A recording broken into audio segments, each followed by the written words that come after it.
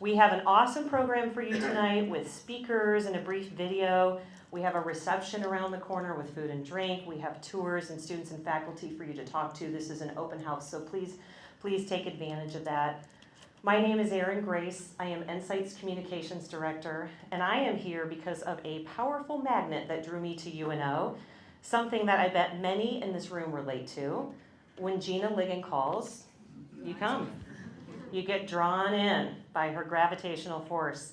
And this room is definitely living proof of that. And so I'm going to ask Gina to come up and kick us off.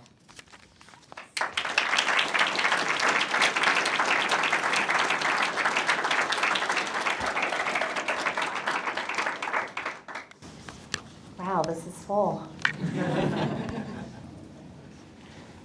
I want everyone to close their eyes for a minute. Imagine a world that's free of terrorism. Those of you who just flew in, imagine getting on an airplane without the threat of a hijacker who might have pepper spray with them. Those of you who have kids, imagine dropping them off at school and not worrying about someone being radicalized by Tim McVeigh in their class. Or those of you who might want to attend an outdoor event like the College World Series that was just here in Omaha last night, not being worried about an open air attack like what southern Israel just saw 263 days ago. Open your eyes. Unfortunately, that's not the world we live in. This is why we're here tonight, to cut the ribbon on academia's newest Center of Excellence for fighting terrorism and preventing targeted violence in the United States. Ribbon cuttings allow us a time to pause and slow down and reflect a bit on our pride and our gratitude. I mean, number one, can we all just pause for a minute and recognize that the federal government put the Center of Excellence for Terrorism Prevention and Counterterrorism Research in Omaha?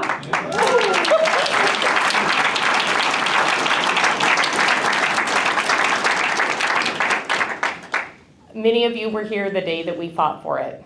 Many of you were here and you stood up for us when it mattered the most. I'm grateful for that responsibility that you fought for.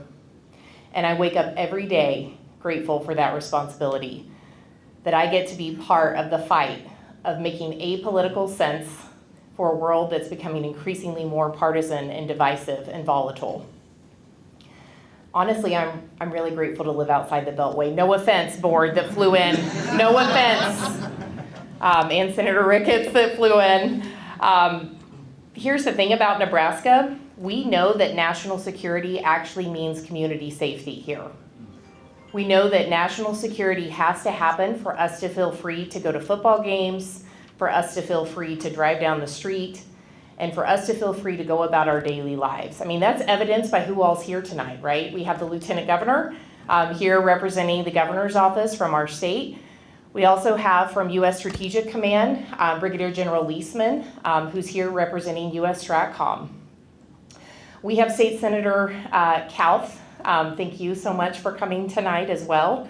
And I think what these leaders mean and signify to our state is that you know that national security is part of what it means to be a Nebraskan. So thank you for your leadership here as well. The second thing I'm proudest of is that because of our university, we got to actually build the largest academic center for counterterrorism research in the United States. So Jo, as she goes by, which is funny for everyone who knows the gravitas you bring, you worked fiercely to find us this space. You knew the potential we had if we only had the space to grow. Thank you so much for letting us get in here. It makes me so proud to open the doors tonight to all of these distinguished visitors, and you are a huge part of making this happen, so thank you. And then thank you to Brian Hastings, who's throwing the party for us. So Brian Hastings is the president of the Nebraska Foundation. Those of you who all know, we've got our board of directors here. We are very good stewards of the government's money, so none of this is paid for by the federal government or the state government. It's actually paid for by Brian Hastings. So thank you so much for this party tonight to be able to throw this. So in summary, I had those 4 small things I wanted to thank everyone for. I could go on, as you know, but we've got much more important people here tonight to talk to you about what this center means for our state. I think we have our keynote speaker who's en route. He just landed at the airport, so hopefully the hail lets him get here. But I wanted to just thank everyone for coming and showing out tonight, for being here. What this means to me and what this means to the students and the faculty and the staff who work so hard to make this center go is why I'm excited to cut this ribbon in a few minutes. Our academic leaders who are going to speak to you briefly, they have long, impressive resumes, and I hope they forgive me that I'm not going to read them to you. Instead, I'm going to call them up and ask them to speak, but each one of them, as Gina has said, has been a big champion. And so Interim President Chris Kabourek, I'd like you to start us off. And just know that his first day on the job as interim president, he was in Omaha. He made that drive up here to meet with us here at NCITE. Thank you.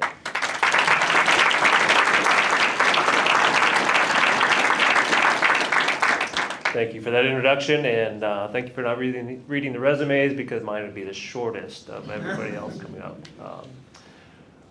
What an exciting evening. Look at everybody in the room.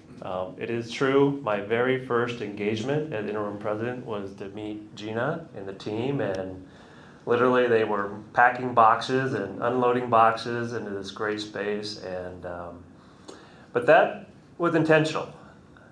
NCITE and national security and the Department of Defense, I think Dr. Gold will echo here in a minute, is going to always be at the forefront of priorities of the University of Nebraska. We want the Department of Defense to pick up the phone and call University of Nebraska whenever they need assistance, because Nebraskans are proud of not only their heritage, but the military and all that you do. So my remarks are going to be very brief.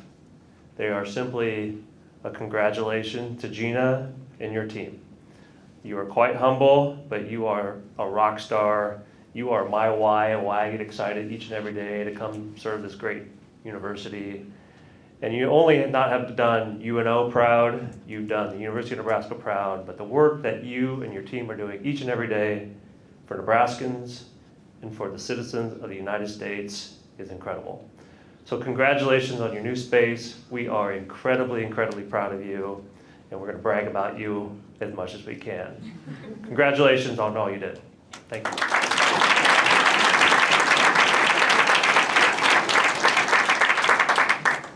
Our next speaker was with NCITE from the very beginning. He wrote a letter of support for us, and he answered my call when I asked him to speak at a 9/11 anniversary event during COVID, no less. And so we're really happy to have you here, Dr. Gold. Please welcome our new University of Nebraska President-elect, Jeff Gold.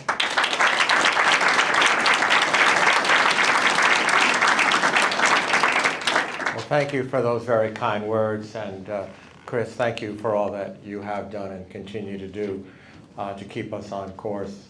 I want to echo what you said to congratulate Gina.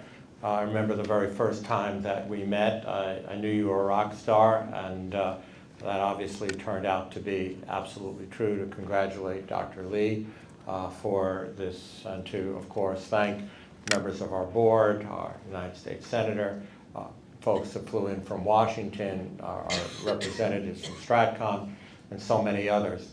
I was told I have just a couple minutes, so I will promise you that I will be brief, but I want to tell you 2 quick stories. One, I remember sitting with Dr. Ligon and with the senator, former governor, in a room very much like this when we were competing for the opportunity to serve the Department of Homeland Security as a true center of excellence in counterterrorism. And I remember the vibe in the room, while there was a tremendous amount of enthusiasm, tremendous amount of preparation, there was also, this is Omaha, Nebraska, you know, and we were competing against let's just say, a large, well-respected eastern state, if you remember that, Senator.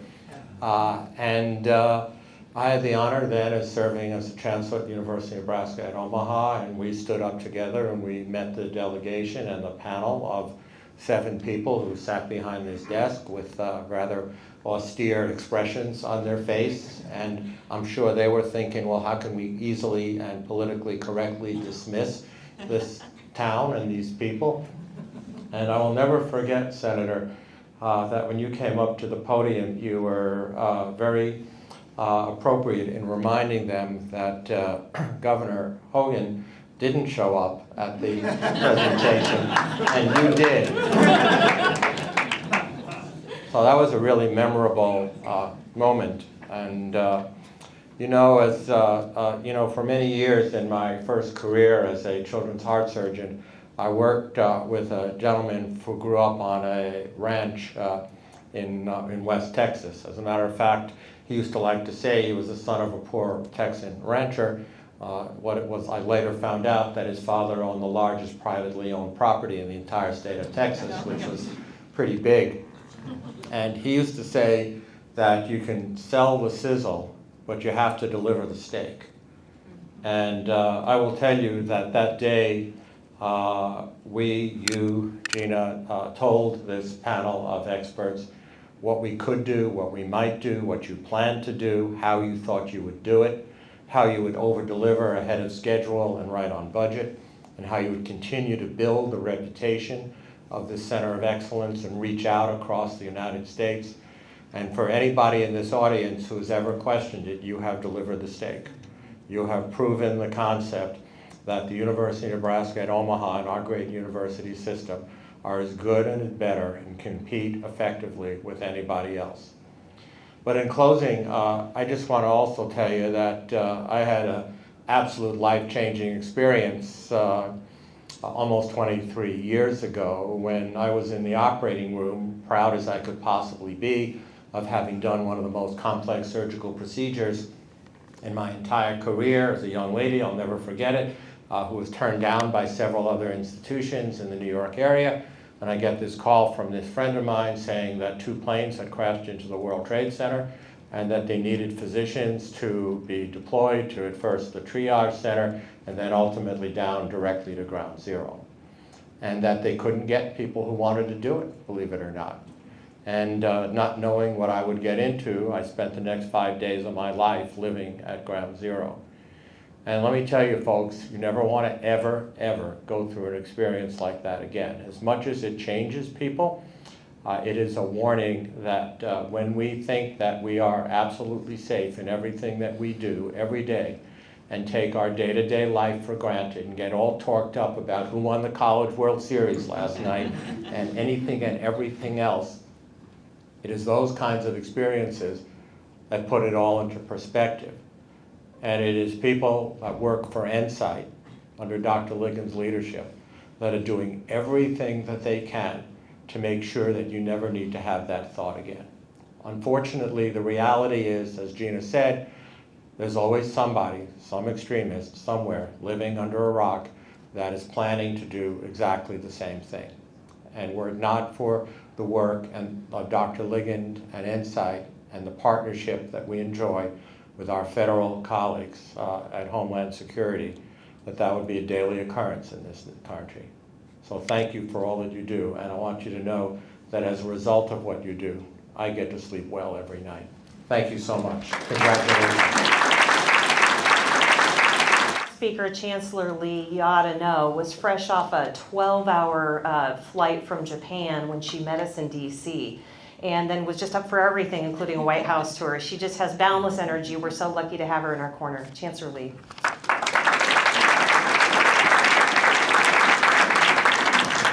Well, thank you very much, Erin, and allow us, on behalf of University of Nebraska, Omaha, congratulations to our NCITE for the state of Nebraska. And I always say that, right? The weather could be heat wave outside, could be stormy weather. Nothing can shut this excitement down. And I have to say that I'm not approved to say who actually helped to make it happen tonight, but I know you're somewhere. I just want to tell you how grateful we are as our university that you believe in the great work that our colleagues have done. And I know a lot of great, important people are here in this room, and many of you, you're already being mentioned and attributed to. But I want to kind of like call out many of our deans, our former deans, our colleagues, and staff are all here. And I know that NCITE is special when you see all the research coming out from them. And I also know that they create this big consortium, not to do research alone, but really partnership is in the middle name of NCITE. It's in the middle name of UNO. And I'm just so proud of Gina and their team continue to push boundary and say, you know what, we can do that. But tonight, I really want to invite you to take really intentional look at the collaborative space that NCITE provided. When you come and understand higher education, this is the model citizen. In this space, you see a lot of students come from different colleges, different kind of training. You'd be surprised, English major works here, right? Who would you thought? I thought it was IT and engineering. No, you'd be surprised, linguistic majors here. And that is the future of higher education. And NCITE amplify this power of higher education. We allow students coming in and be trained to the cutting edge research. Now, Nebraska has a long history of looking out for the defense of this nation with Offutt Air Force Base and Stratcom. And you're not going to find a better relationship between a base and the community than you're going to find right here in Nebraska. And we're very proud of that. And so this National Counter-Terrorist Innovation, Education, or Technology and Education Center of Excellence is a natural fit for what we do here in Nebraska. I almost got it right, Gina. I was practicing it all the way over, and I still didn't quite get it. But NCITE's so much easier to say. And as also been pointed out, it's a very dangerous time in the world right now. Probably the most dangerous time we've seen since World War II. A lot of the focus has gone to our peer adversaries, Russia and the People's Republic of China. But the terrorist threat has not subsided just because we have pressing threats from Russia and the CCP. In fact, FBI Director Christopher Wray said the threats from foreign terrorists are a rise to a whole nother level. He's made several statements about the threats of terrorism on our country. And if we don't address our vulnerabilities, it won't be a question of if, but a question of when.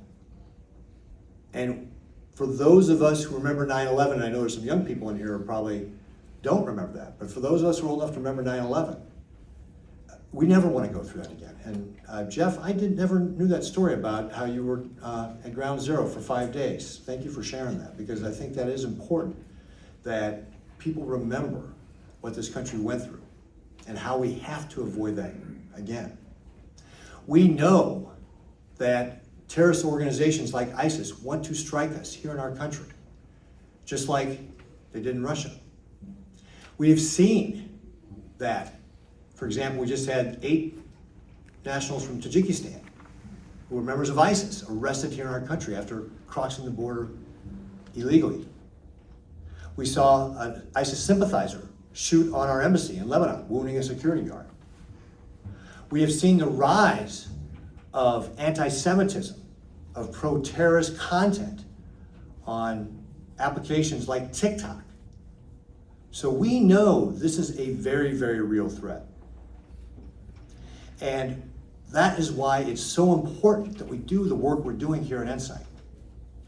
And again, why I think it's so important that UNO is a part of it.